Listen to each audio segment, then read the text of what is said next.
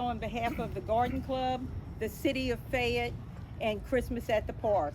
All three groups have come together to put this event together for the veterans, and so I'd like to thank them all. And most of all, thank you, veterans. We can't thank you enough. We love you. We're here to honor you, and we're so glad that y'all are all out here. And next year, tell a friend so this crowd can grow and get larger. Our Father in heaven, we thank you so much for the blessings of America, and we thank you that you raised up hearts who were willing to give their lives for these United States. We thank you, Lord, for those who were willing to stand against Hitler when the whole world was threatened by a tyrant. We thank you for those in Korea and Vietnam that stood against the great evil of communism. Lord, today we're free because of the dreams of our founders, but also for the veterans who've defended us since then. Lord, I pray that you just put appreciation in the heart of every citizen for our veterans. Not only that, Lord, we pray that all of our veterans would feel that appreciation and they would sense gratitude from the citizens of America. Honor this time. Let's continue on in prayer with God Bless America. Sing along with us. God bless America, land that I love. Stand beside her and guide her through the night with a light from above. From the mountains to the prairies, to the oceans wide with foam. God bless America, my home, sweet home. Sing that again. God bless America, land that I love. Stand beside her and guide her through the night with a light from above. From the mountains to the prairies, to the oceans wide with foam. God bless America, my home, sweet home. God bless America, my home, sweet home. All right, now our national anthem. Oh, say, can you see by the dawn's early light what so proudly we hailed at the twilight's last gleaming, whose broad stripes and bright stars through the perilous fight o'er the ramparts we watched were so gallantly streaming, and the rocket's red glare, the bombs bursting in air, gave proof through the night that our flag was still there. Oh, say, does that star-spangled banner yet wave o'er the land of the free and the home of the brave? Like that, you get invited back next year. Okay, our first speaker for tonight will be probate judge Mike Freeman. Good evening, everyone. Good evening. Good evening. It's no secret to you, we live in a very special community. We live in a community that several years ago, a group of individuals that served our community through their diligent work in keeping our streets and our town looking attractive with flowers and with plants and shrubs. But they recognized that, we needed to honor another group that had served us so faithfully in protecting our freedom. So they started, just on a small scale, a program where we honored our veterans. with the tree light. And from that somewhat humble beginnings, we're here tonight with the crowd as you see here, and one that has continued to grow throughout the years. And how fitting and rewarding is that you have one service group promoting and recognizing another service group. Can you imagine our country if that's the acts that you would see within our country's borders? And all I can hope and pray is that they will one day recognize the significance of what occurs in the streets of our somewhat small communities, and they can grasp that, and our nation can grasp that, and I can assure you we will have a much better nation. I honor each of you veterans for what you've done, how you fought, how you protected us, how you just served us in whatever way you served us to keep our freedom. And it's a pleasure for me to be here and a part of this tonight, to look where we've grown from the humble beginning of a small tree to this beautiful Christmas tree that we will illuminate here shortly. And then especially excited about the eternal flame that we will light, and I will say more when we get there about that. So again, enjoy your evening. It's for you, it's special, and look forward to seeing you at the front. Can you hear me now? Yeah. I can't. I came back from Vietnam about half death, and it's not got any better. Old men don't die in war. It's young men. A lot of young men that didn't come back. They're not here tonight. They didn't grow old. They didn't have children. They didn't see their grandchildren. We've been blessed in this nation that we've always had good men and women that have served and continue to do that today. Not only in our armed forces, but even more so now, our firemen and policemen that keep us safe in this day and age that we live in now. And as a country and as a nation, we need to be thankful for all those men and women that stand on the front line to protect us so that we can sleep well at night. Speaking for the veterans of foreign wars and all veterans, we want to thank the Garden Club, the city and county for all the celebrations and the honors that they bestow on us every year. And it's really quite an honor to live in a city and county that does this.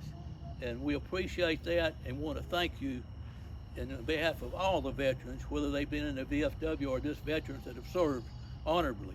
We want to thank all of you, and we thank you for showing up tonight for this ceremony. But Thank you unfortunately very tonight much. it hadn't worked right. We'll get that figured out, but we apologize for that tonight. But we're really here to thank you. Thank you, the veterans, for what you did serving our country, but also those who are actually serving now.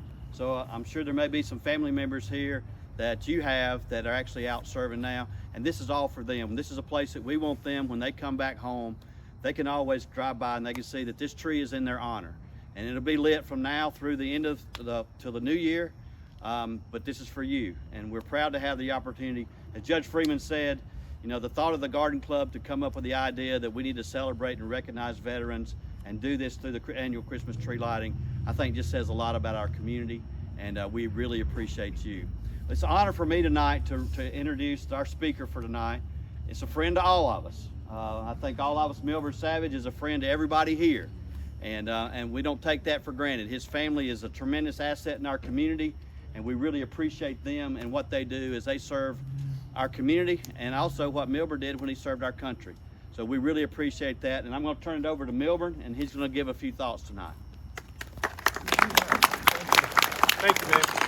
And to all everybody up here on this panel making up this great group of people, and to all, let me see all our veterans out there. Wave your hand if y'all don't mind. I want to see all of, yeah, let's give them a round of applause, a great round of applause for all of our veterans that is here tonight, and it's growing. I've been here from, I think, since the beginning it started, and it's actually growing now, this tree lighting ceremony, and now we're going to have the eternal flame lit. But I'm not going to be long because there's two things I've learned in life: don't be late and don't be long. So that's just my way. I didn't want to wear my glasses, but it done got so dark out here now. I got to wear them, y'all. So, but now caring for our veterans should be all Americans' duty. It should be. All of us enjoy the freedoms offered by this great nation because of the sacrifices made by our veterans. And listen, I'm not up here just talking about what I heard. I'm talking about what I know. Because being a veteran and serving in Iraq, I know it's not easy, and I know all of the veterans that came before me understand this. Because let's give a round of applause to the families. Give a round to them, because we don't recognize our veterans' families enough. Because what we go through is what they go through. And everybody has a baby when they get ready to send off for war. You know, it just happens. All of us over there with 1- and 2-year-old kids, and everybody, and y'all older veterans know that's true too. So everybody always have a baby when they get ready to be sent off to war. And this is what make our nation a great nation. But now listen, when you say free comes with a price. I haven't got anything free yet that somebody didn't have to pay something for it. So these freedoms that we have came with a price. Even the most ultimate freedom, and I love this one because y'all know me, if I'm talking long, I'm gonna have to bring up Jesus Christ. I can't help it. But the ultimate price he paid for our freedom, and trust me, when you free from sin, you free indeed. You free indeed. So and just think about the long days and the nights, you know, separated from your families and loved ones, and the military gonna make sure you uncertain about everything. You don't know when you're going home. You don't know when you're gonna eat next. You don't know when the next mission. So they're gonna make sure to keep you in the dark. So all of the uncertainties about what's going on. And I'm gonna give you a personal testimony of mine. I was over at Iraq one time. It looked like the moon was like huge because you're in the east. You're closer to it. And I'd always walk out and I'd pray and I'd look, and I was worried about Rose and Mill. Mill was 1 year old. And I said, Lord, somebody could do this, or somebody could do that, somebody could do the other. Y'all soldiers know what I'm talking about. And God spoke to me just as clear as I'm speaking to y'all. He said, Millman, son, don't you know I was taking care of them when you was there with them? And I'm gonna take care of them while you gone. You know, and you know what? I settled in and I was ready to go.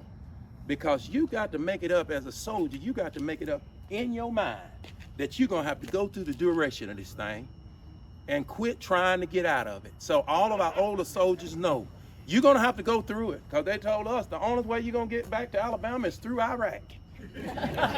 And that's exactly what we had to do, go through Iraq to get back to, and a lot of the guys out here served with me in Iraq. But let me get through right quick, because I know we gotta go on down there. But listen, I like this, Winston Churchill said. He said, listen, this is what he said. He said, during some of the early days of World War II, when the Royal Air Force fighters valiantly defended England against daily bombing raised by the Germans, he was thanking his pilots. Churchill reminded the English civilians that never was there so much owed to so few by so many. America, when I was in Iraq, 10% of the American public made up the U.S. Armed Forces. 10% of all the people in the United States, only 10% is soldiers. I'm not just talking about the Army, I'm talking about the whole armed forces. Now it's 8%. It's dwindling. Let me tell you something. Patriotism is something that we all should have, regardless of how you've been treated or how you think you've been mistreated. The United States is still the land of milk and honey. Yes. And until you travel somewhere where these third world countries, where they, and I want to make sure everybody looking at me, quit looking at that car, where they, listen, where they live off of what we throw away. They live off of what we throw away. And you come back and you get off that plane at Fort Benning or whatever, Fort Camp Shelby or wherever and you come back to our town and you see the unappreciation of what the soldiers and everybody that have served and went through, and people in there complaining because they didn't cook their steak right. and you're over there in Iraq and you see a little child standing in line just to get a toothbrush. You learn to appreciate this great nation. Now, I want to end with this. My good friend Gordon over here, we've been singing together forever, him and his mom. Y'all both sang God Bless America. Yes, sir. Well, let me tell you something, America. How about us blessing God? How about us blessing God? God done his part, and he's doing his part. We live in the greatest nation, still the greatest nation in the world. But how about us blessing him a while? Yes. The psalmist said, I will bless the Lord at all times. His praise shall continually be in my mouth. Now, let me tell you something. Uncle Sam sent me over there, but God brought me back. Yes. God brought me back. Now, give me a hand. Y'all know I'm telling the truth. Because y'all was right here praying for us. And when we got back, we continued to pray. So as I close tonight, God bless America, and America bless God. Thank y'all so much.